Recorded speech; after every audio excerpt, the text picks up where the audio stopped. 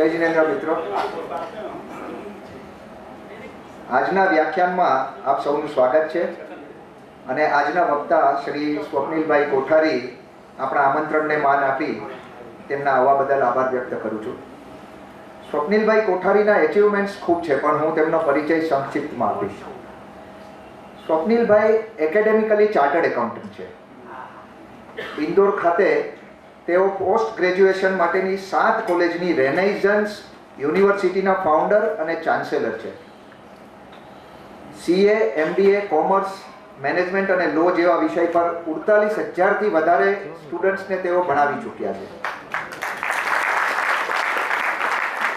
तेओ एक एंटरप्रेन्योर पण छे अने पोतानी 2 रियल एस्टेट कंपनी, 2 न्यूज़पेपर अने 1 टीवी चेनलना मालिक छे।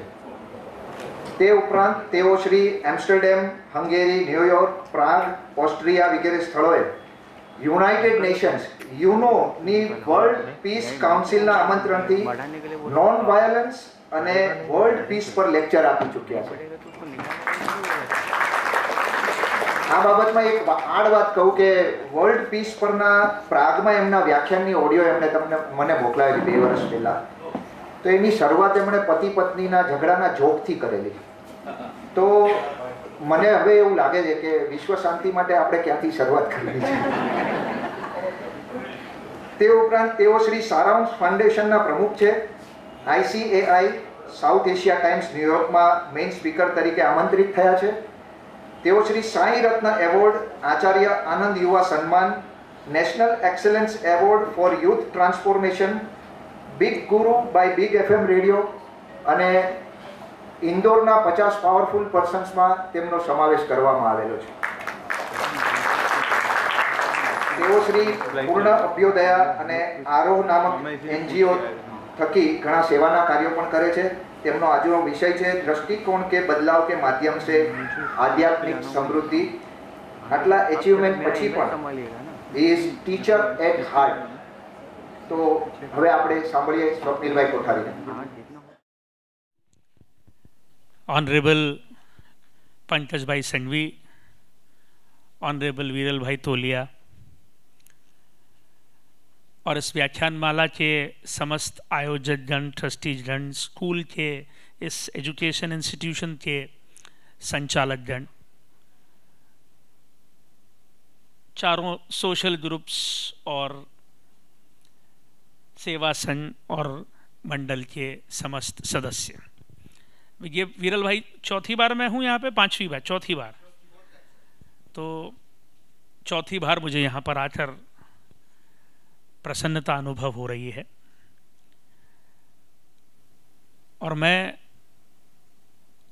अगले कुछ मिनटों आपसे बात करूँगा और कोशिश करूँगा कि जो कुछ भी मैं कह रहा हूँ वो इतनी आध्यात्मिक बात न हो कि आप निद्रा में लीन हो जाएं।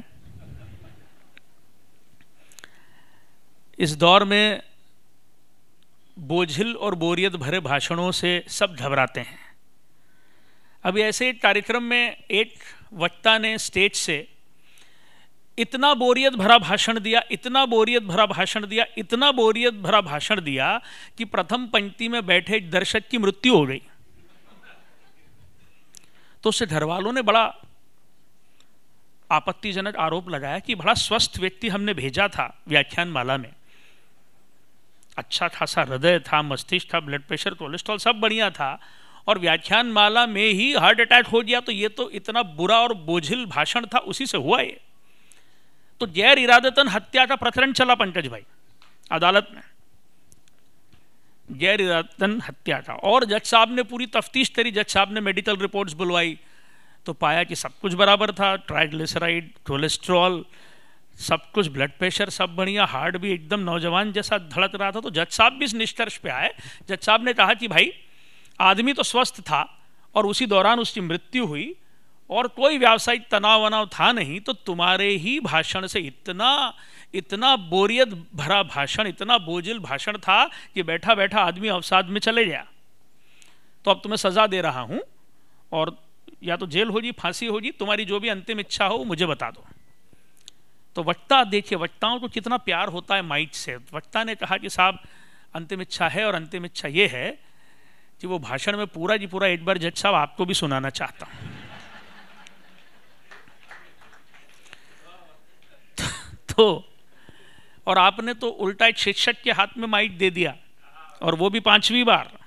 शिक्षकों के हाथ में माइक देना तो आप कर सकते, वापस नहीं ले सकते हैं। बड़ी शिक्षकों में इतना अहंकार होता है अपने ज्ञान का, और इतना शौक होता है उन्हें बोलने का कि वो बोलते रहते हैं और बच्चों के मन में खुद ब खुद क्रांतिकारी विचार पैदा होने लगते हैं। एनी विच वेज, मैं माहौल को थोड़ा सा लाइट बनाने की कोशिश कर रहा था, क्योंकि हम लगातार हंसते रहें, इससे ज़्यादा आध्यात्मिक अवस्था तो कोई हो ही नहीं सकती है। हास्य से, व्यंग से अद्भुत कोई अवस्था नहीं, उससे आध्यात्मिक अवस्था क्या हो सकती है। हम हंसें एक दूसरे की बातों पर, और जब आदमी खुद पर हंसना शुरू कर देता है, मैं समझता हूँ कि सर्वाधिक आध्यात्मिक स्थिति वो है जब आदमी खुद पर हंसता है, वो सबसे आध्यात्मिक अवस्था है। तो मैं अपनी बात शुरू करता हूँ। 3 बातें मैं आज आपसे शेयर करना चाहता हूँ। फिर जैसा कि हम हर बार करते हैं, कुछ क्वेश्चन आंसर्स करते ही हैं हम हर बार। कोशिश करूँगा कि बोरियत न हो, प्रयास इसका पूरा रहेगा। अच्छा, इस बार की सेटिंग भी आपने एकदम बहुत ही अद्भुत करी है। मेरी उम्र के हिसाब से इस सेटिंग में बैठ नहीं सकता हूँ मैं। I am too young to sit on this kind of setting. ये ऐसा लग रहा है किसी प्रवचनकार की सेटिंग है। एनी विच वेज, दृष्टिकोण में बदलाव के माध्यम से आध्यात्मिक समृद्धि। पश्चिम जो है, वेस्ट जो है, वो हमेशा सबको सिखाता आया है कि हमें इस दुनिया को जीतना है। पढ़ाई आप उनकी देख लीजिए, हार्वर्ड से लेकर स्टैनफोर्ड तक सबकी पढ़ाई देख लीजिए। They tell you how do you win in this world, कैसे इस दुनिया में आप जीतते हो। हमें इस दुनिया को जीतना है। बड़े बड़े अग्रेसिव बिजनेस स्कूल्स में यही सिखाया जाता है, इंजीनियरिंग कॉलेजेस में, हिंदुस्तान में भी यही सिखाया जाता है कि आप इस दुनिया को कैसे जीतोगे।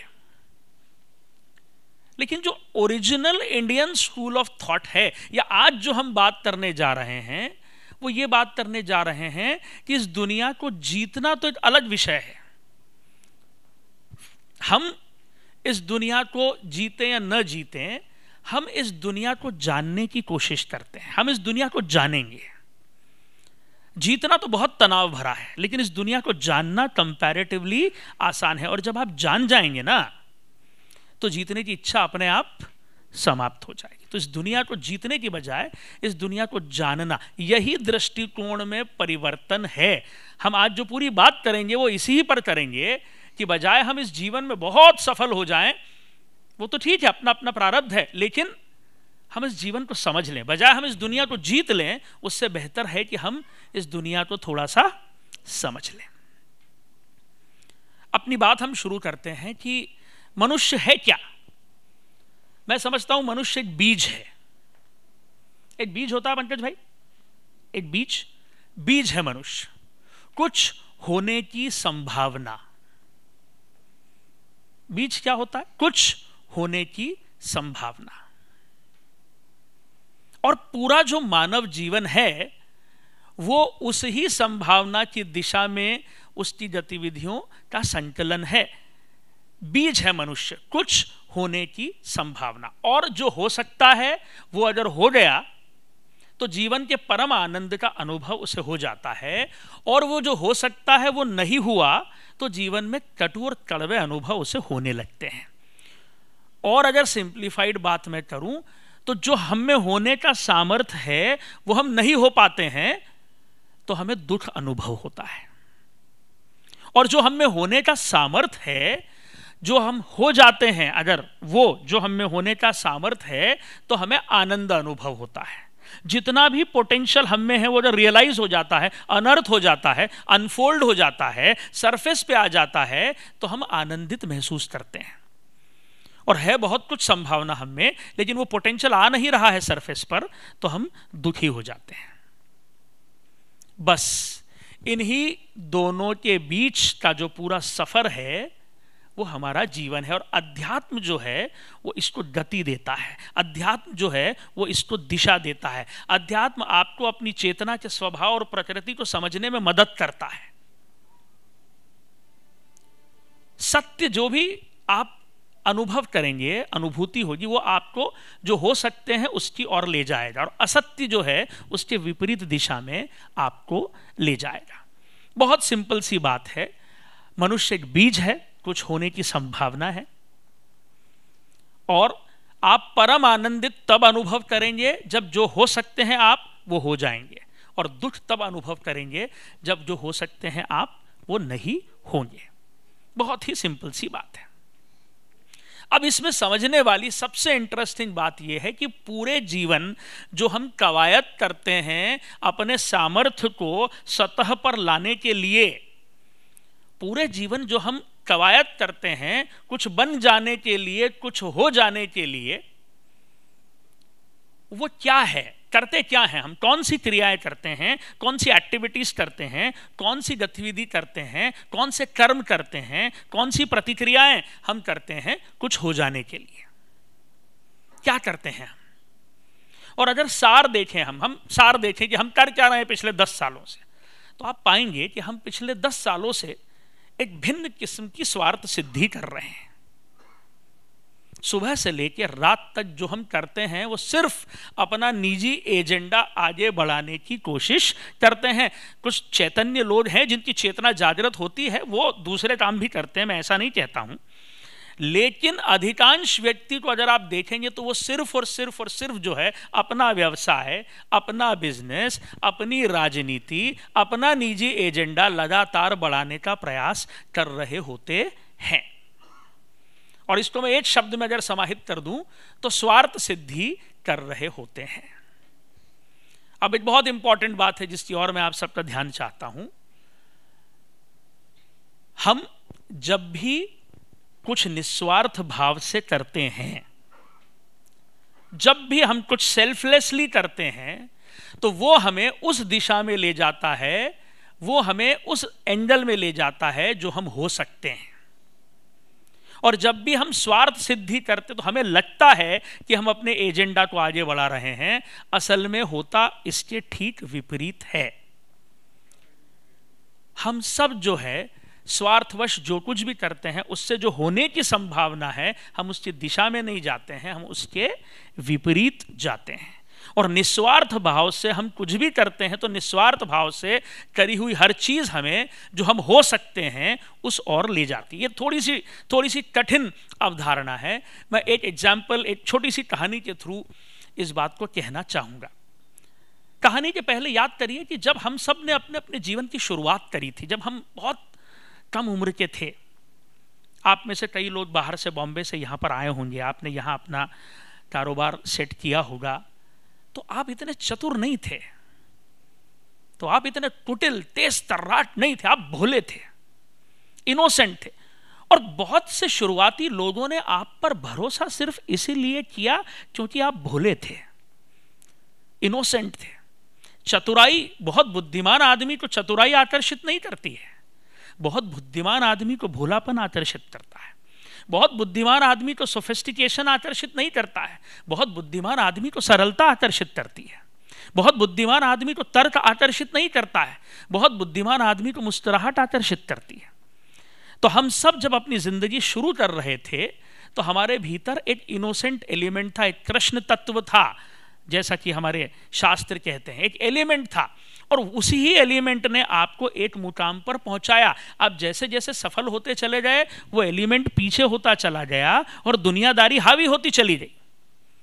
याद करिए 21 साल की उम्र, 22 साल की उम्र, 23 साल की उम्र, जब आपने अपना बिजनेस शुरू किया था, शुरुआत के 1, 2, 3, 4, 5 क्लाइंट जो आपको मिले, शुरुआत में कुछ लोगों ने जिन्होंने आप पर भरोसा किया, शुरुआत में कुछ इन्वेस्टर्स जो आपको मिले, जो मददगार आपके थे, जो रहनुमा आपकी जिंदगी में आए, वो माफ कीजिए बुद्धि से, चतुराई से नहीं आए, वो आपकी सरलता से आए, वो आपके इनोसेंस से आए। वही कृष्ण तत्व आपके भीतर था।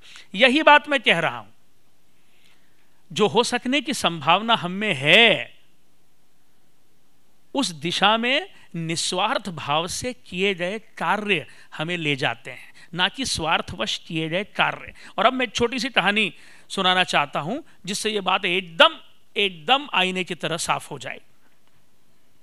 पंकज भाई, हार्वर्ड यूनिवर्सिटी में, या तो हार्वर्ड थी या स्टैनफोर्ड थी, मुझे ढंग से याद नहीं आ रहा, दो विद्यार्थी पढ़ते थे। कहानी सुनिएगा, बहुत ही अद्भुत और बहुत ही प्यारी कहानी है।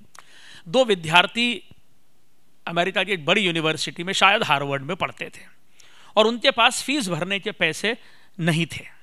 सेमेस्टर की फीस आ गई, $1200 उन्हें भरने थे, और $1200 उनके पास थे नहीं। अब दोनों ने सोचा कि ये पैसे कहाँ से आएंगे, तो उन्होंने एक तरकीब सुझाई कि पैसे घर वालों के पास तो है नहीं, हमारे पास तो है नहीं, तो हम एक म्यूजिक कॉन्सर्ट करते हैं, एक संगीत संध्या करते हैं, और लोगों को टिकट बेचेंगे हमारी ही यूनिवर्सिटी में, और उससे कुछ पैसे इकट्ठे करके अपनी फीस भरेंगे। बहुत अद्भुत ख्याल था। तो ये तय हो गया कि एक म्यूजिक कॉन्सर्ट ये दोनों बच्चे मिलकर करवाने वाले हैं हार्वर्ड यूनिवर्सिटी में। तो इन्होंने रिसर्च करा कि अच्छा म्यूजिशियन ढूंढना पड़ेगा, भाई संगीत कौन बजाएगा। तो रिसर्च करी तो इन्होंने पाया कि इजियानसी पेडरवेस्की करके एक पियानो प्लेयर है, पोलैंड देश का है वो, लेकिन अभी यहाँ रहता है। इजियानसी पेडरवेस्की बहुत अच्छा पियानो वो है, बजाता है। तो ये लोग पेडरवेस्की के पास गए और कहने लगे कि सर आप बहुत अच्छा पियानो बजाते हैं, हम हार्वर्ड में कॉन्सर्ट कराना चाहते हैं और हम चाहते हैं कि आप वहाँ आए, पियानो बजाएं, कितने पैसे आप लेंगे। तो पेडरवेस्की ने कहा कि मैं $2000 लेता हूँ एक कॉन्सर्ट के। तो इन्होंने कहा ठीक है सर, हम आपको $2000 देंगे, आप संडे को आ जाइए और म्यूज़िक कंसर्ट करते हैं। संडे आ गया, पेडरवेस्की आ गया, कॉन्सर्ट हुई, बहुत अच्छी कॉन्सर्ट हुई, लेकिन उसमें लोग जो थे वो 75 ही इकट्ठे हो पाए। कॉन्सर्ट लाजवाब रही, लाजवाब पियानो पेडरवेस्की ने बजाया, खूब लोगों ने तालियां बजाई, लेकिन लोग ही कम थे। कॉन्सर्ट खत्म हो गई। अगले दिन दोनों बच्चे, उन्होंने कैश कलेक्शन किया तो देखा वहाँ पर क्या होता है, जब कॉन्सर्ट होती है तो टिकट नहीं रखे जाते हैं, एक बाउल रख दिया जाता है, जिसको जितने डॉलर डालने वो डाल देता है। तो इन्होंने देखा तो टोटल कलेक्शन हुआ था मात्र $1600। कितने डॉलर? 1600। और पेडरवेस्की को कितने पैसे देने थे? 2000। ये तो उल्टा काम हो गया। बड़े डरते डरते ये लोग पेडरवेस्की के पास गए और इन्होंने कहा कि सर ये $1600 आप रखिए, हम दोनों विद्यार्थी हैं, हम ये कॉन्सर्ट इसलिए करना चाहते थे ताकि हमारी फीस के लिए कुछ पैसे इकट्ठे हों, लेकिन अब कुछ उल्टा हो गया, तो अब $400 का हम आपको पोस्ट डेटेड चेक दे देते हैं, 3-4 महीने कहीं से मेहनत करके देंगे हम आपको, ये पैसे बचे हुए $1600 आप रख लीजिए। पेडरवेस्की ने पूरी कहानी सुनी कि दोनों बच्चे हैं, विद्यार्थी हैं, ये यूनिवर्सिटी की फ़ीस भरना चाहते हैं और इनके पास पैसे नहीं हैं। पेडरवेस्की ने कहा कि बेटा आप विद्यार्थी हो और ठीक है आपने कॉन्सर्ट का एक प्रयास किया, कॉन्सर्ट तो हिट नहीं हुई और $1600 ही हैं आपके पास और मुझे ही आप तो $2000 देने हैं, लेकिन बेटा मुझे ऐसा लगता है कि मुझसे ज़्यादा इन पैसों की ज़रूरत आपको है। आप एक काम करो, 1600 में से $1200 खुद रख लो, अपनी यूनिवर्सिटी की फ़ीस रख लो, भर दो, और बचे हुए 400 भी रख लो, $100-200 और खर्च हुए होंगे आयोजन में, वो कर लेना, और 100-200 अपने पास रख लेना, मुझे मत दो ये $1600, ये $1600 तुम रख लो। बड़ी बात है, बड़ा दिल है। दिल देखिए पेडरवेस्की का, इजियानसी पेडरवेस्की का दिल देखिए, उसने वो $1600 उन बच्चों को दे दिए, बच्चों ने फीस भर दी अपनी, और ये बात यहाँ पे खत्म हो गई। अब इसमें इंटरेस्टिंग बात यह है कि कहानी यहाँ खत्म नहीं होती है, कहानी यहाँ पे शुरू होती है। इजियानसी पेडरवेस्की का हृदय देखिए, एक म्यूजिशियन, एक पियानो बजाने वाला, जिसने अपने कॉन्सर्ट की पूरी फीस कॉन्सर्ट कराने वाले बच्चों को ही दे दी कि जाओ तुम फीस भर दो। यही इजियानसी पेडरवेस्की आगे चलकर बना पोलैंड का प्रधानमंत्री। और आप देखिए इजियानसी पेडरवेस्की ने बड़ा दिल पहले दिखाया और प्रधानमंत्री वो बाद में बना। मनुष्य सिर्फ बीज है, कुछ होने की संभावना है, और जो होने की संभावना है, जब भी आप कुछ निस्वार्थ भावना से करते हैं, वो निस्वार्थ भावना से करा गया कार्य ही आपको जो होने की संभावना है उस दिशा में ले जाता है। अगर पेडरवेस्की वो पैसे रख लेता और मासूम बच्चों तो नुकसान होने देता तो शायद वो इतना बड़ा आदमी नहीं बन पाता। कहानी यहां भी शुरू नहीं होती है, कहानी में बहुत इंटरेस्टिंग मोड़ आने वाले हैं। पेडरवस्की, जेंसी पेडरवस्की बना पोलैंड का प्रधानमंत्री, और फिर जैसा कि आप सब जानते हैं वर्ल्ड वॉर हुआ, सेकेंड वर्ल्ड वॉर हुआ। सेकेंड वर्ल्ड वॉर में पोलैंड तबाह हो गया, आपको तो मालूम होगी पूरी कहानी हिटलर वाली। और पोलैंड में लोग भूखों मरने लगे, लाखों लोग पोलैंड में अनाज के लिए सड़कों पर आ गए, क्योंकि पोलैंड में अनाज ही नहीं था। और जेंसी पेडरवस्की पोलैंड का उस वक्त प्रधानमंत्री था, बड़ा नेता था वो वहां का, तो लोगों ने उस पर दबाव बनाया, जैसे भी श्रीलंका में हो गया कि नहीं, वैसा कि वैसा पोलैंड में हो गया। और जेंसी पेडरवस्की भयानक तनाव में आ गया, क्योंकि लाखों लोग भूखे मर रहे थे सड़कों पर, अनाज नहीं था वहां पर। तो पेडरवस्की ने अमेरिका के फूड और रिहैबिलिटेशन डिपार्टमेंट को एक लेटर लिखा कि मैं पोलैंड का प्रधानमंत्री हूं, यहां लोग भूखों मर रहे हैं, अनाज नहीं है, मैंने सुना है आप मदद करते हैं लोगों की, प्लीज हमारी मदद करिए। अमेरिका में डिपार्टमेंट है फूड और रिहैबिलिटेशन डिपार्टमेंट। अमेरिका में सिर्फ CIA नहीं, उसके अलावा अच्छे डिपार्टमेंट भी है, फूड और रिहैबिलिटेशन डिपार्टमेंट। और जैसे ही जेंसी पेडरवस्की का पत्र फूड और रिहैबिलिटेशन डिपार्टमेंट पहुंचा, अगले 3 दिन में वहां से मदद शुरू हो गई, जहाज रवाना हुए, लाखों टन अनाज पोलैंड भेजा गया। 6 महीने तक फूड और रिहैबिलिटेशन डिपार्टमेंट से अनाज पोलैंड आता रहा, और फिर पोलैंड में खेती शुरू हुई, सब स्थिति सामान्य हुई, सब कुछ ठीक हुआ, अनाज उत्पन्न होने लगा। अब पेडरवस्की को लगा कि अब मुझे जाके धन्यवाद देना चाहिए, तो पेडरवस्की ने अमेरिका के फूड और रिहैबिलिटेशन डिपार्टमेंट को लिखा कि मैं आपसे मिलने आना चाहता हूं। वो मिलने गया, अपॉइंटमेंट मिला उसे, लंच टाइम में उसे अपॉइंटमेंट दिया। फूड और रिहैबिलिटेशन डिपार्टमेंट के डायरेक्टर ने कहा कि मैं दिन भर बिजी हूं, आप भोजन के वक्त आइए। तो उसे लगा कि भाई अमेरिका के डिपार्टमेंट का डायरेक्टर भी बड़ा व्यक्ति होता है, राइट। तो लंच के वक्त पेडरवस्की उससे धन्यवाद देने गया, मिलने गया। अब देखिए वो सीन इमेजिन करिए, पेडरवस्की फूड और रिहैबिलिटेशन डिपार्टमेंट के डायरेक्टर के कैबिन में प्रवेश करते हैं। कैबिन में कुर्सी पर एक आदमी बैठा रहता है, पेडरवस्की अंदर एंटर करते हैं और कहते हैं कि साहब मैं बहुत कृतज्ञ हूँ, बहुत कृतज्ञ, आपने हमारे लोगों की जान बचाई, आपने मेरे सम्मान को बचाया। मैं प्रधानमंत्री था, लोगों की मुझसे अपेक्षाएं थी, लोग भूखों मर रहे थे, आपने इतना सारा अनाज भेजा, और आपको पोलैंड की तरफ से मैं बहुत बहुत सहृदय धन्यवाद देना चाहता हूँ। सामने डायरेक्टर बैठा था हर्बर्ट हूवर। हर्बर्ट हूवर खड़ा होता है और हाथ जोड़ के कहता है, सर धन्यवाद आपको मुझे नहीं देना चाहिए, धन्यवाद मुझे आपको देना चाहिए। आप न होते तो वो $1600 से मैं अपनी फीस न भर पाता। याद है आपको, आपने हार्वर्ड में म्यूजिक कॉन्सर्ट में शिरकत करी थी और आपकी फीस जो थी वो $2000 थी, और हम 2000 तो क्या, हम $1600 इकट्ठे कर पाए, और फिर आपने वो $1600 भी हमें दे दिए थे कि अपनी फीस भर दो। 2 विद्यार्थी थे हम, उसमें से दूसरा विद्यार्थी मैं था, हर्बर्ट हूवर।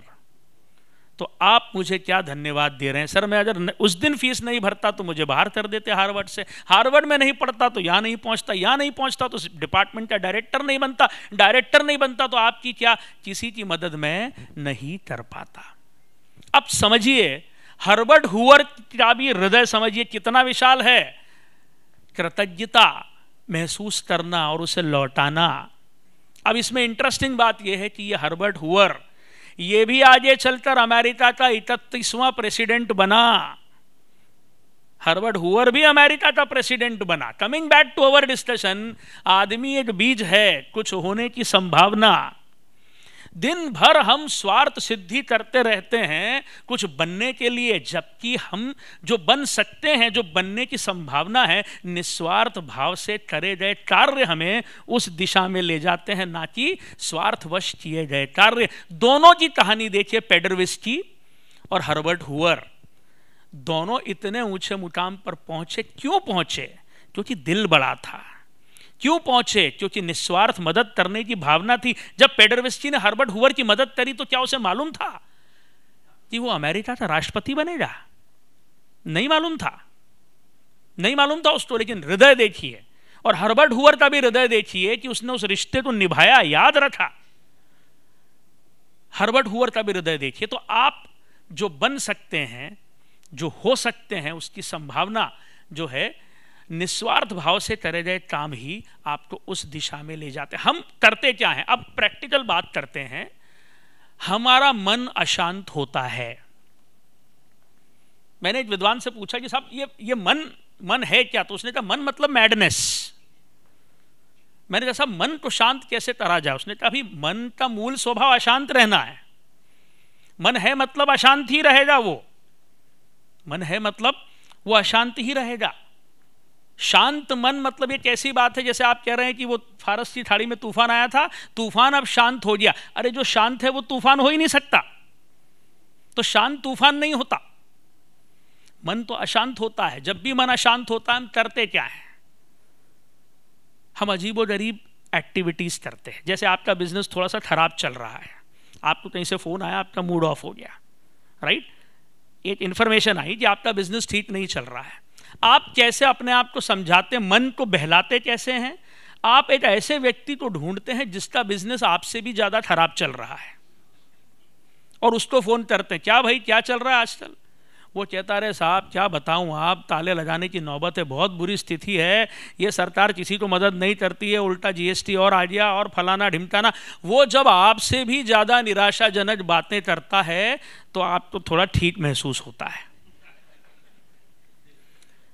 ये मन को हम शांत नहीं कर रहे हैं, ये हम मन को बहला रहे हैं, और बहलाने से ये मन कभी भी शांत नहीं होगा। मन का तो मूल कैरेक्टर ही जो है वो लगातार अशांति पैदा करना ही मन का मूल कैरेक्टर है। अध्यात्म क्यों जरूरी है? अध्यात्म जो है वो आदमी को, किसी भी आदमी को स्वस्थ रहने के लिए अध्यात्म से गुजरना ही होगा। और अध्यात्म कोई 60 वर्ष 65 वर्ष 70 वर्ष में करने की कोई चीज़ नहीं है। मैं तो समझता हूँ अध्यात्म के लिए कोई बहुत धार्मिक होने की भी आवश्यकता नहीं है। अपने चेतना के स्वभाव को समझना अध्यात्म है। मृत्यु भी जिसे नष्ट न करे, इस जीवन में कुछ ऐसा करना अध्यात्म है। अध्यात्म जो है वो न तो मृत्यु से बचने का उपाय है, न दुख से बचने का उपाय है, न दर्द से बचने का उपाय है। दुख, दर्द और मृत्यु, इन तीनों का मूल कारण क्या है? जन्म है ना। तो अध्यात्म तो ये जन्म और मृत्यु के चक्र से ही मुक्ति का मार्ग है। तो इस आध्यात्मिक होने की प्रक्रिया से बचना, स्वस्थ होने का मतलब क्या होता है? स्वयं में स्थित होना।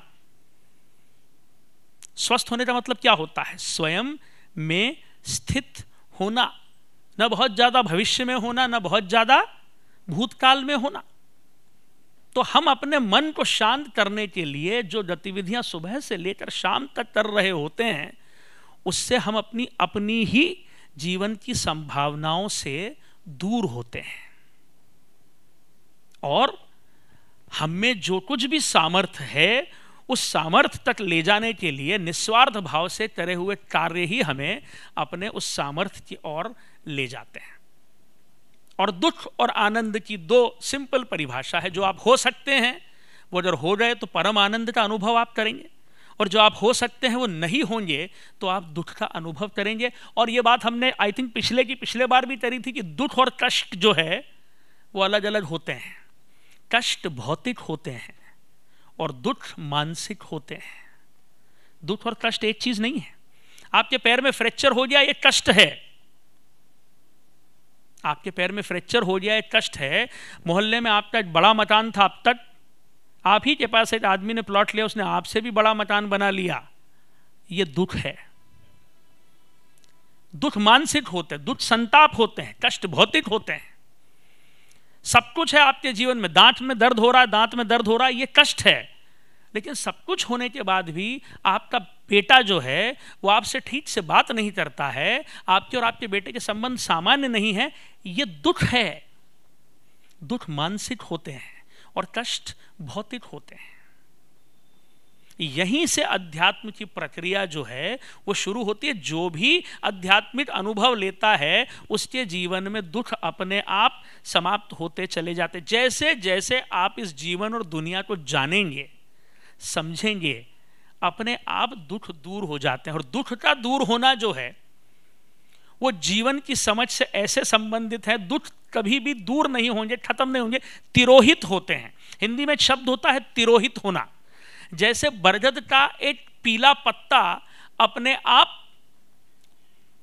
आप पेड़ से झरता है, उसे तोड़ा नहीं जाता, वो अपने आप झरता है। ये जो पीले पत्ते का बरगद से झड़ना है, इसी तरह जीवन से दुख तिरोहित होता है जब आपको जीवन की समझ आती है। तो अगर हम अपने जीवन के दृष्टिकोण को बदल लें, जरा सा इस दुनिया को जीतने की बजाय इस दुनिया को समझने की कोशिश करें। अरे हम यही समझ लें कि कष्ट और दुख अलग अलग है, तो हमारी आधी चीजें तो समाप्त हो जाएगी। एक बात और बताऊं, जैसे जैसे जीवन के कष्ट दूर होते हैं, कष्ट दूर कैसे होते हैं? सुविधाएं हम जुटाते हैं तो क्या दूर होते हैं? कष्ट।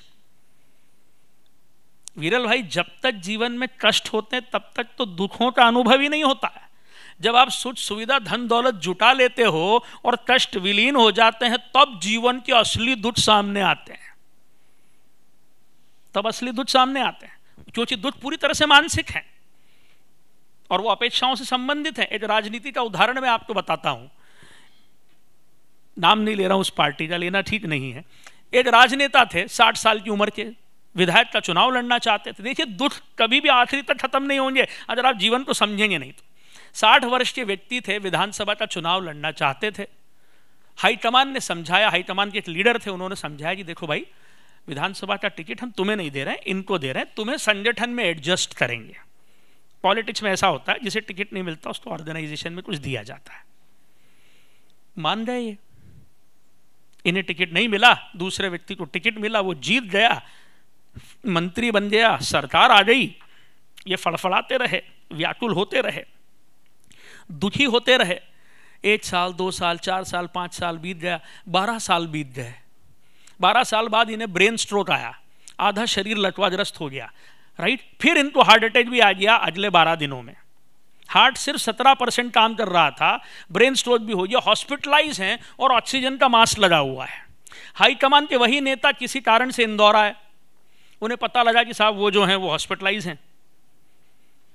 तो वो बड़े जो हाईकमान से आए थे वो हॉस्पिटल में इनसे मिलने पहुंचे कि भाई कैसी तबीयत है आपकी, कैसा महसूस कर रहे हैं आप, क्या चल रहा है, ठीक महसूस हो रहा है, सांस वांस ढंग से ले पा रहे हैं, हार्ट ठीक है, 17% काम कर रहा है, सब ठीक हो जाएगा, सब ठीक हो जाएगा। पूरी बात सुनने के बाद ये महाशय, 8 साइड तो चल नहीं रही थी, 8 साइड चल रही थी, अपने इस हाथ से ऑक्सीजन का मास्क हटाया और बड़े नेता से बोले कि साहब वो मुझे एडजस्ट करने वाले थे संगठन में, उसका क्या हुआ? मतलब 17% हृदय काम कर रहा है, आधा शरीर काम कर रहा, अभी भी वो होना क्या चाहता है? एडजस्ट नहीं। अगर दृष्टिकोण नहीं बदला तो हम ऐसे ही व्याकुलता से पूरा जीवन जिएंगे, ऐसे ही ऊहापोह में, ऐसे ही परेशानी में हम जिएंगे अगर हम नहीं होंगे। अब ये वही गलती है। इन सज्जन को कौन समझाए कि आप पिछले 25, 30, 32 सालों से जो करने की कोशिश कर रहे हैं, जो आप में अद्भुत अपार संभावनाएं हैं, आप उल्टी दिशा में भाग रहे हैं। उल्टी दिशा में जो है आप भाग रहे हैं। तो जो पहली बात थी मेरे संभाषण में वो यही थी कि मनुष्य है तो एक बीज, कुछ होने की संभावना है, निस्वार्थ भाव। देखिए, दुनियादारी है तो हमको सब करना पड़ता, बिजनेस वगैरह सब करना पड़ता है, लेकिन अपनी जिंदगी का एक हिस्सा अगर हम सेल्फलेस बना के रखेंगे, एक हिस्सा जिंदगी का निस्वार्थ बना के रखेंगे, तो जो हम में अद्भुत बनने की संभावना है उस दिशा में हमारी प्रगति चलती रहेगी। अध्यात्म उसी दिशा में आपको ले जाता है। अध्यात्म गति देता है आपकी भीतर के इस निस्वार्थ भाव की यात्रा को, अध्यात्म ही तो गति देता है। जीवन का हर युद्ध लड़ना धर्म है, उसके नतीजों के प्रति अपना दृष्टिकोण को बदल लेना अध्यात्म है। दृष्टिकोण को बदलना ही अध्यात्म है। इस दुनिया को जीतना अध्यात्म नहीं है, इस दुनिया को जानना अध्यात्म है। दूसरी बात जो मैं कहना चाहता हूं, हमें हमारे समझने में बड़ा फेर है, इसीलिए मैंने इस विषय इस बार विरल भाई रखा, दृष्टिकोण में परिवर्तन। हम भौतिक चीजों में और सूक्ष्म चीजों में अंतर ही नहीं कर पाते हैं। हम भौतिक चीजों में और मानसिक चीजों में अंतर ही नहीं कर पाते हैं। ये दुनिया क्या है? ये दुनिया भौतिक है क्या? ये दुनिया भौतिक नहीं है, माफ कीजिए, ये दुनिया मानसिक है। क्योंकि हम सब की अलग दुनिया है और हमने अपने दिमाग में इस दुनिया को बना रखा है। मैं एजुकेशन से हूँ, राजनीति से हूँ, तो college, university, teacher, student, politics, चुनाव, ये मेरी दुनिया है। आप हो सकता है इंडस्ट्रियल वायर के बिजनेस से हैं, उसके लोगों की आपकी दुनिया है। कुछ लोग समाज में बहुत एक्टिव रहते हैं, जैन समाज ही उनकी पूरी दुनिया है। कुछ फिल्म इंडस्ट्री को अपनी दुनिया मानते हैं, वही इंडस्ट्री उनकी दुनिया है। ये दुनिया मानसिक है क्योंकि हमारे मस्तिष्क में है। बहुत गहनता से हमें विचार करना चाहिए कि इस जीवन में क्या भौतिक है और क्या सूक्ष्म है, क्या भौतिक है और क्या अभौतिक है, क्या भौतिक है और क्या मानसिक है। एक उदाहरण देता हूं मैं आपको, उससे सब क्लियर हो जाएगा। प्रार्थना क्या है मुझे बताइए। प्रार्थना जो होती है, लोग प्रार्थना को भी ठीक ढंग से नहीं समझते हैं। लोगों को लगता है कि प्रार्थना का अपनी संरचना होती है, प्रार्थना का अपना स्ट्रक्चर होता है, प्रार्थना करने का एक डिसाइडेड तरीका होता है, इसमें कोई डाउट नहीं है। लेकिन किसी दूसरे तरीके से प्रार्थना नहीं हो सकती, ऐसा तो नहीं है। प्रार्थना जैसी निर्मल और पवित्र चीज को भी लोगों ने स्ट्रक्चराइज कर दिया है। एक और बहुत सुंदर सी कहानी है, अभी आपकी इजाजत से वो कहना चाहूंगा, उससे ये बात और बहुत स्पष्ट हो जाएगी। रशिया की ये कहानी है। रशिया में 3 फकीर हुए और वो तीनों फकीर जो हैं बड़े अद्भुत और लोकप्रिय हुए। जब उनकी लोकप्रियता बढ़ने लगी, हजारों लोग उनके पास इकट्ठे होने लगे, तो जो वहां का पादरी था, चर्च का सबसे बड़ा पादरी था, उसे चिंता हो गई। पादरी को उसके सलाहकारों ने समझाया कि साहब अपना मार्केट कम हो रहा है, उनका मार्केट बढ़ रहा है। होता है, संतों में भी ये सब फैक्ट होते हैं। तो पादरी ऊपर एक मुकुट पहनता था सोने का, उसके हाथ में सोने का बड़ा दंड था, उसके अपने सिपह सालार थे। तो पादरी ने कहा कि भाई कौन तीनों फकीर हैं, मैं चल के उनको देखना चाहता हूं। तो पादरी अपना लाव लश्कर लेकर जो है वो तीनों फकीरों से मिलने पहुंचा। सुनिएगा, बड़ी अद्भुत कहानी है। बीच में नदी आती थी एक, पादरी के साथ जितने लोग थे, मुकुट पहने, हाथ में दंड लिए, नाव पर सवार, 5, 7, 8 नाव पे सवार पादरी की पूरी टीम जो है वो गांव पहुंची जहां तीनों फकीर बैठे रहते थे। वो बड़ा मेला लगता था। ये तीनों फकीर जो है लोगों के लिए जो बन पड़ता था, जो भी मुसीबत में होता था, उनकी मदद करते थे। पादरी उनके पास गया। पादरी ने कहा कि मैं इस इलाके के सबसे बड़े चर्च का पादरी हूं, सेंट हूं मैं। अब अपने यहां जो संत शब्द है हिंदुस्तान में, वो सत से लिया गया है, सत, सत।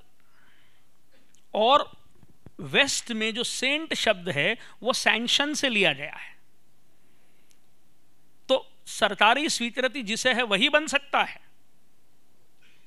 तो उसने कहा कि भाई मैं सबसे बड़े जो चर्च है उसका पादरी हूं और मैं सेंट हूं, और तुम तीनों फकीर हो, और मुझे पता लगा है कि तुम प्रार्थना करते हो। तुम कौन सी प्रार्थना कर रहे हो भाई? तुम्हारी कौन सी प्रार्थना मुझे बताओ, तुम गलत कर रहे हो, तुम्हें प्रार्थना आती भी है? तो तीनों फकीरों ने एक दूसरे की तरफ देखा और उन्होंने कहा कि हम तो अनपढ़ हैं, हम तो पढ़े लिखे नहीं हैं। और डर गए तीनों फकीर, कहने लगे साहब आप तो बहुत बड़े पादरी हैं, पर हम अनपढ़ हैं, हम पढ़ना लिखना हमें नहीं आता। तो पादरी ने कहा घोर अनर्थ हो गया भाई, तुमको पढ़ना लिखना नहीं आता, मतलब जो मूल जीसस क्राइस्ट की प्रार्थना है तुम वो तो कर ही नहीं रहे हो, तुम तो महापाप कर रहे हो। तो वो तीनों बहुत भयभीत हो गए। फिर ये पादरी साहब बोले चलो कोई बात नहीं, अगर तुम्हें प्रार्थना नहीं आती तो तुम मुझसे एफिलिएशन ले लो, मैं तुम्हें प्रार्थना सिखाता हूं, ये 3 पन्ने पढ़ो। तो उन्होंने कहा साहब हमें तो पढ़ना लिखना आता ही नहीं, हम तो अनपढ़ हैं, राइट। फिर उन्होंने बोला हमें पढ़ना लिखना नहीं आता। तो पादरी ने कहा कि एक काम करो, मैं बोलता हूं तुम मेरे पीछे बोलो। तो पादरी ने प्रार्थना का उच्चारण करना शुरू किया। ये तीनों रिपीट करने लगे। फिर पादरी ने समझाया कि अब ध्यान रखना, अब जो तुम्हारी प्रार्थना है वो यही होनी चाहिए, तुम घोर अनर्थ कर रहे हो। पादरी की उत्सुकता थी, तो पादरी ने कहा एक बात बताओ यार, तुम अब तक प्रार्थना करते क्या थे? तो तीनों ने कहा साहब देखो बहुत ईमानदारी की बात है, हम तो बहुत छोटी प्रार्थना करते थे। तो पादरी ने पूछा कौन सी प्रार्थना करते थे? तो उन्होंने कहा कि भाई क्रिश्चियनिटी में आपको मालूम होगा ट्रिनिटी का बड़ा महत्व है, ट्रिनिटी 3, भगवान के 3 स्वरूप बताए गए, ट्रिनिटी। तो वो तीनों फकीर ने कहा कि भाई हमारी तो बहुत छोटी सी प्रार्थना थी, हम ऊपर देखते थे, कहते थे हम भी 3 तुम भी 3, हम पर कृपा करो। तो हंसने लगा पादरी जी, ये कौन सी प्रार्थना है? फकीर कहने लगे साहब यही प्रार्थना, हम भी 3 तुम भी 3, हम पर कृपा करो। तो पादरी ने कहा ये मत करना, ये प्रार्थना मत करना, घोर अनर्थ हो जाएगा, इसी नदी में बाढ़ आएगी, डूब के मरोगे तुम, मैंने जो सिखाया है वो करना बस। और ये कह के पादरी जो है गर्व से अनुभूति लेकर लौटने लगा और वापस गांव के किनारे आ गया। नदी, नाव तो थी, नाव पर सवार होकर पूरी टीम उसकी जाने लगी। अब नाव नदी के बीच में पहुंची साहब, और उसने देखा कि गांव से 3 फकीर दौड़ते हुए आ रहे हैं, बदहवास। तो उसने कहा रोको रोको रोको, वो लोग आ रहे हैं। और वो 3 फकीर जो है वो दौड़ते हुए बदहवास आने लगे, और वो गांव से दिख रहे थे कि दौड़ते हुए आ रहे हैं, किनारे तक आए। और पादरी की आंखें खुली की खुली रह गई। वो जब दौड़ते हुए आए तो किनारे के बाद वो नदी पर भी आ गए, और नदी पर भी दौड़ने लगे वैसे ही जैसे जमीन पे दौड़ते हैं। पानी पर जब पादरी ने उनको दौड़ते हुए देखा तो पादरी के होश उड़ गए, क्योंकि इसके पहले जो कुछ उसने पढ़ा और जाना था, पानी पर सिर्फ कौन चल सकते थे? Jesus Christ. 3 फकीर पानी पे दौड़ते दौड़ते दौड़ते नाव तक आ गए। तो अब ये पादरी डर गया कि यार ये तो कोई बहुत अद्भुत दिव्य पुरुष हैं तीनों। पादरी ने कहा कि क्या हुआ, आप तीनों इतने बदहवास क्यों हैं? तो तीनों ने कहा कि अरे साहब हम वो फिर भूल गए प्रार्थना आपने सिखाई, हम फिर भूल गए। तो पादरी को लगा कि ये तो बहुत कुछ अलौकिक मामला है। पादरी ने कहा कि भाई आपको कुछ भी याद रखने की जरूरत नहीं है, जो आपकी प्रार्थना मैं भी आज से वही प्रार्थना करूंगा, हम भी 3 तुम भी 3, हम पर कृपा करो। और आपकी प्रार्थना प्रार्थना है क्योंकि आपकी प्रार्थना सुन ली जाती है, जो सुन ली जाए वही प्रार्थना है। और उन 3 फकीरों ने उसको बताया था पहले कि जब भी कोई अभावग्रस्त, जरूरतमंद, दुखी, दर्द से भरा व्यक्ति आता है तो हम उसकी मदद करने की कोशिश करते हैं। प्रार्थना तो 2 लाइन की, हम भी 3 तुम भी 3, हम पे कृपा करो। लेकिन जब भी मजलूम आता है कोई, जब भी अभावग्रस्त व्यक्ति आता है, कोई दुखियारा आता है, कोशिश करते हैं हम कि उसकी मदद करी जाए। इसीलिए मैं कहता हूं कि प्रार्थना एक बहुत सूक्ष्म चीज है, बहुत सूक्ष्म चीज। नाले का गंदा पानी हो, नदी का बहता पानी हो, समुद्र का खारा पानी हो और झरने का गिरता पानी हो, पानी जब भाप बनकर ऊपर जाता है तो वर्षा का मीठा जल बनकर ही ऊपर से नीचे आता है। तो प्रार्थना अगर दिल से करी जाए तो कृपा होती है। और पैसिव प्रेयर, अंतर्मुखी प्रार्थना क्या है? एक तो ब्रह्ममुखी है जो नजर आती है, लेकिन अंतर्मुखी प्रार्थना, जब भी किसी का दुख हरने की कोशिश करते हो आप, जब भी किसी का अभाव मिटाने की कोशिश करते हो आप, जब भी किसी की आंखें खोलने की कोशिश करते हो आप, जब भी किसी की चेतना को सक्रिय करने की कोशिश करते हो आप, जब भी अपना दिल बड़ा करते हो आप, जब भी किसी की मदद करते हो आप, जब आप ये करते हो तो ये एक किस्म की प्रार्थना है। एक्टिव नहीं है, पैसिव है, ब्रह्ममुखी नहीं है, अंतर्मुखी है। और प्रार्थना होती है तो कृपा होती है। याद करिए, नाले का गंदा पानी हो, नदी का बहता पानी हो, समुद्र का खारा पानी हो या झरने का गिरता पानी हो, पानी भाप बनकर ऊपर जाएगा तो वर्षा का मीठा जल बनकर ही ऊपर से नीचे आएगा। प्रार्थना होगी तो कृपा होगी। तो दूसरी गलती अपने जीवन में जो हम करते हैं, हम प्रार्थना को हमने भौतिक मान लिया। कोई कहता है तुम्हें उच्चारण ढंग से नहीं आता है, कोई कहता है तुमने ये लाइन भजन की गलत गा दी, घोर पाप कर दिया। भजन गाते वक्त भावना क्या है वो इंपॉर्टेंट है। एक आध शब्द ऊपर नीचे हो गया तो हो गया, तो कोई संरचना नहीं होती प्रार्थना की, जो सुन ली जाए वो प्रार्थना है। हम अपने जीवन में दूसरी मेजर गलती ये करते हैं कि सूक्ष्म और मानसिक चीजों को हम भौतिक समझते हैं। और ये भी याद रखिए कि संसार भौतिक नहीं है, ये मानसिक, ये हमने हमारे मस्तिष्क में क्रिएट करके रखा है। और तीसरी और सबसे अंतिम बात, जब हम आध्यात्मिक समृद्धि की बात करते हैं और जब हम ये बात करते हैं कि इसी अध्यात्म से हम गुजरेंगे ना, तो अपने आप हमारे जीवन के दुख जो हैं वो कम होंगे। तो हमें एक बात अपेक्षाओं की जरूर करनी होगी, क्योंकि दुख का मूल कारण अगर आप पाएंगे कि 80-90% दुख का मूल कारण है अपेक्षा। जो बात हमने शुरुआत में करी, जो हम हो सकते हैं वो नहीं होंगे, तो क्या होगा? दुख। अपेक्षा प्रबंधन बहुत जरूरी है। तो याद रखिए, हमारे जीवन की सारी अपेक्षाएं पूरी नहीं होंगी, और यह भी याद रखिए कि हमारे जीवन की सारी अपेक्षाएं अधूरी भी नहीं रहेंगी। न सारी पूरी होंगी, न सारी अधूरी रहेंगी। और एक बात याद रखिए, दुनिया कोई फेयर जगह नहीं है। This world is not fair. ये दुनिया कोई न्यायपूर्ण नहीं है। यहाँ हर आदमी को न्याय मिलेगा ऐसा नियम नहीं है। यहाँ समानता है ऐसा नहीं है। This world is not governed by equality, it is governed bye inequality. न्याय, समानता, साम्यता नहीं है इस दुनिया में। तो जब भी दुनिया का कोई हिस्सा आपके साथ अन्याय करे, बजाय दुखी होने के, बजाय नेगेटिव होने के, बजाय फ्रस्ट्रेटेड होने के, बजाय डिप्रेस होने के, हमें अपनी खुद की एक छोटी सी दुनिया बनाने की कोशिश करना चाहिए। मेरा एक विद्यार्थी था, बहुत अच्छा, बहुत ही अच्छा, और आईटी में बहुत उसने अच्छा कोर्स किया और उसकी एक बहुत टॉप क्लास कंपनी में नौकरी लगी। साल भर पंकज भाई उसने उस कंपनी में नौकरी करी। साल भर आया बाद बहुत दुखी। मैंने कहा क्या क्या प्रॉब्लम है? कहने लगा सर कंपनी बहुत बड़ी है पर सैलरी प्रॉपर नहीं देती है, मुझे ज़्यादा सैलरी मिलना चाहिए, वो कम सैलरी देते हैं। मैंने कहा और? कहने लगा बॉस का नेचर भी साहब जैसा होना चाहिए वैसा नहीं है। मैंने कहा और? कलीग्स भी साहब जो है ना जैसे होने चाहिए वैसे नहीं है। मैंने कहा और? साहब कैंटीन की चाय में भी अदरक नहीं होती है। मैंने बहुत अच्छी बात है। और? थोड़ा जहां मैं रहता हूं वहां से दूर भी है। अच्छा। मैंने कहा और? बस सर मुझे तो कुछ ठीक नहीं लग रहा है। तो मैंने कहा एक काम करो, तुम्हें तो सभी प्रॉब्लम, सभी पार्ट पर प्रॉब्लम है, राइट? 17 लाख रुपए साल की सैलरी कम लग रही थी उसको, पास आउट होने के 2 साल बाद। तो मैंने कहा काम कर यार, तू, तेरे पापा का तो अच्छा बिजनेस है, तू तेरी खुद की एक छोटी सी आईटी कंपनी चालू कर ले, 2 एम्प्लॉइज की। कितने एम्प्लॉइज की? 2। काम तुझे मैं दिला देता हूं। तो उसने कहा ठीक है सर मैं कर देता हूं। मैंने कहीं से काम भी दिला दिया। उसने 2 एम्प्लॉइज की कंपनी अपने घर से चालू करी।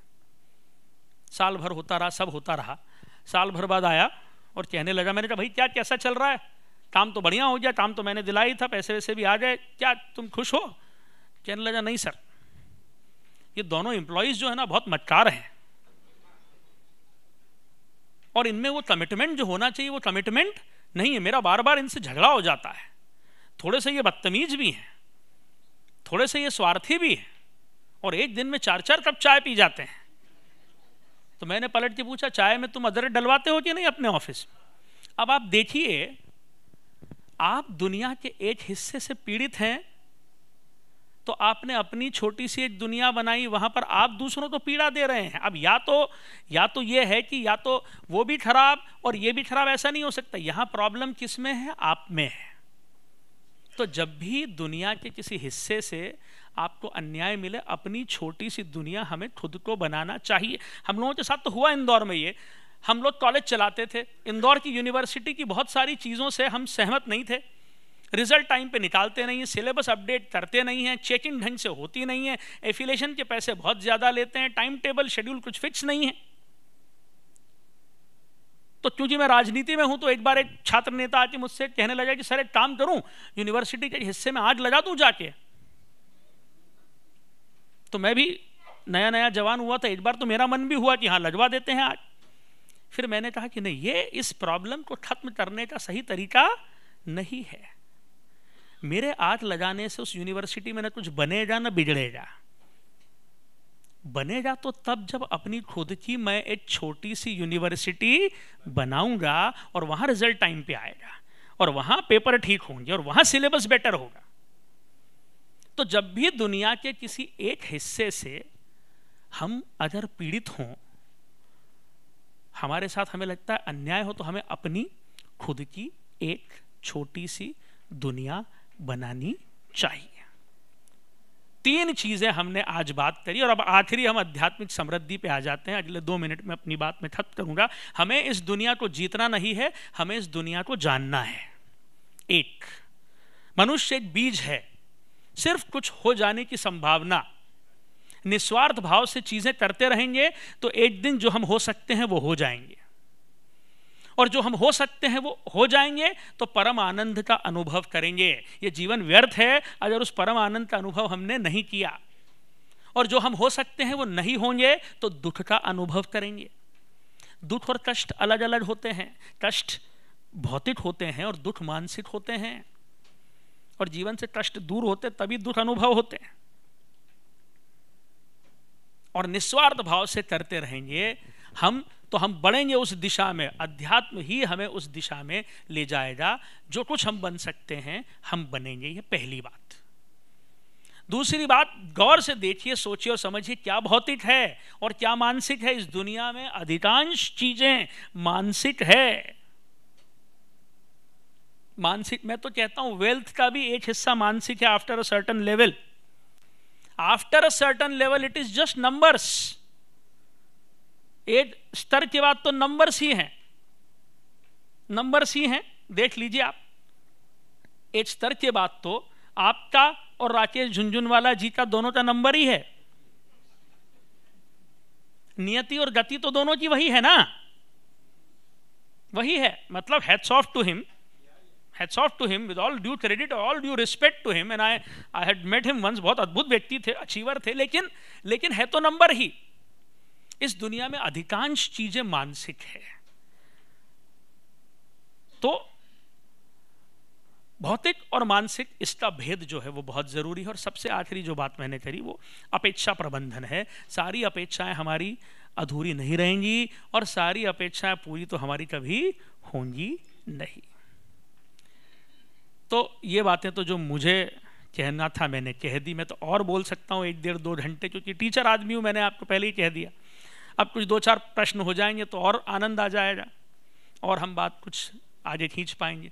अन्यथा एक तरफा तो कितना बोले। यूं भी उपास होगा बहुत सारे लोगों का, तो इससे ज्यादा बौद्धिक अत्याचार तो ठीक भी नहीं है।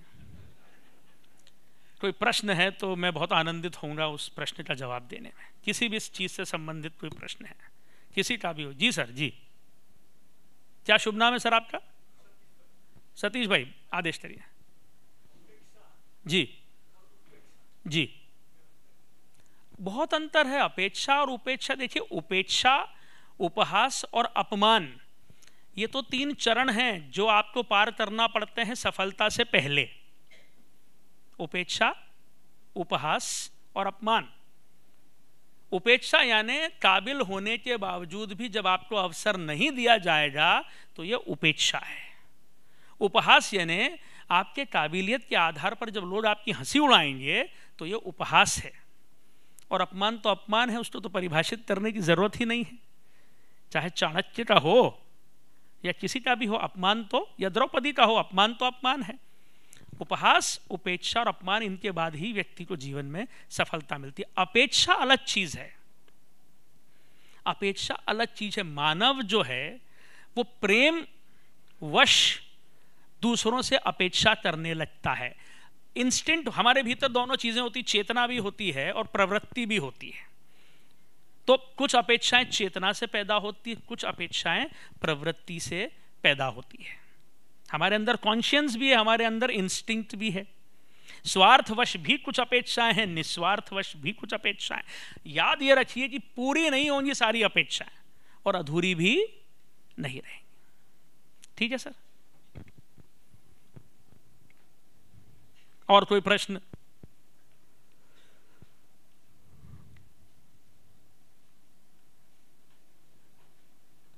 कोई प्रश्न नहीं। इसके भी 2 अर्थ होते हैं। एक तो सब कुछ समझ में आ गया, और एक ये है कि यूं भी आज तो खाना नहीं था, उपवास था, तो कुछ ऐसा सुन लिया जाए कि नींद की गोली की आवश्यकता न पड़ा। ऐसा अद्भुत भाषण दिया साहब, अपने आप आंखें बंद होने लग गई। ये भी एक परोपकारी है साहब, क्यों अपने भाषणों से लोगों को सुला देना। चलिए sir, thank you so much, pleasure, it's always a pleasure to be amongst all of you. आप सब के बीच, मुझसे सभी ऑलमोस्ट उम्र में बड़े हैं यहाँ, तो आप सब लोगों का आशीर्वाद प्रेम हमेशा बना रहे। Thank you so much. जय हिंद, जय भारत। દુનિયાને જીતવી એના કરતાં સમજવી એ બહુ જ જરૂરી છે. મનુષ્ય એક બીજ છે અને તે એક પરમ આનંદનો અનુભવ કરે છે. અધ્યાત્મ એક ગતિ છે, દિશા છે અને આપણને રસ્તો બતાવે છે. દુઃખ, દર્દ, મૃત્યુ એનું કારણ જ જન્મ છે. જો જન્મ ન હોય તો આ કાંઈ નથી. કષ્ટ અને દુઃખ અલગ અલગ છે અને દુઃખનું મૂળ કારણ એ અપેક્ષા છે. આ હતા આપના स्वप्निल कोठारी. दृष्टिकोण के बदलाव के माध्यम से आध्यात्मिक समृद्धि, આપણને જે આધ્યાત્મિક જ્ઞાન જે આપના રોજબરોજના જીવન સાથે સમજાવ્યું તે ખરેખર ખૂબ ધન્યવાદને પાત્ર છે.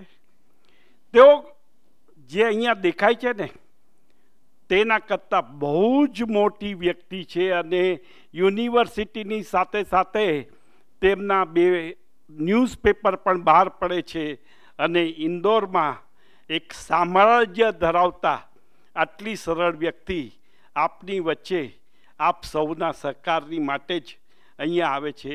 તેમને આપણે તાળીઓથી વધાવી લઈએ.